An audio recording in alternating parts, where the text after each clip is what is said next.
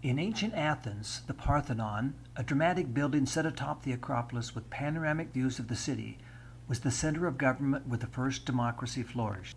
But spread below the northwest slopes of the Acropolis was an area that may have been more important: the Agora, the meeting place of ancient citizens and scholars. It was here that the ideas of self-rule, individual rights, and personal responsibility were deliberated, debated, disputed, and dissected. For philosophers from Socrates to Plato to Aristotle, the roughly 30 acres of buildings, parks, and temples provided a stage, a classroom, and a workshop. The temple of Hephaestus in Athena was finished in 429 BC, during the time that Socrates was teaching in the Agora, and during the same period that the Parthenon was built atop the Acropolis. The Agora, now a park-like setting of trails through ancient ruins, spreads out below the temple. The temple of Hephaestus in Athena is the best preserved of the ancient Greek temples, and the only remaining standing in the Agora. Looking at the temple, it's easy to imagine the splendor of the other temples in the ancient Agora, including the Temple of Apollo, the Stoa of Zeus, the Altar of the 12 Gods, the Royal Stoa, the Temple of Aphrodite, and the Stoa of Hermes. As you stroll the quiet paths of the Agora, where today's wildflowers mix with 3,000-year-old statues, your thoughts wander. What would Socrates think of the internet? Would Plato have an opinion on the decline of newspapers and the potential impact on a society's ability to self-govern?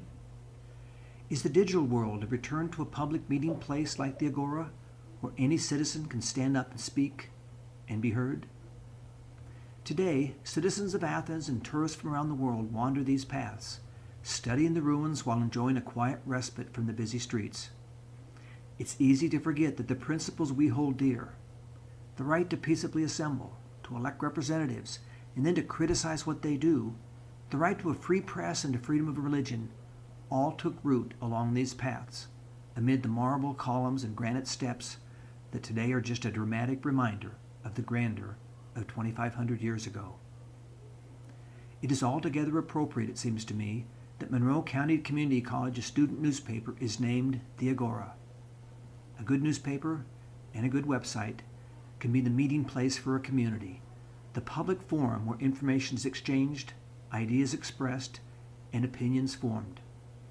Along the eastern edge of the Agora, a sign marks the Panathenic Way, the main street through Athens from the Agora to the Parthenon, a symbolic road from thought to idea, from principle to theory, from discussion to action.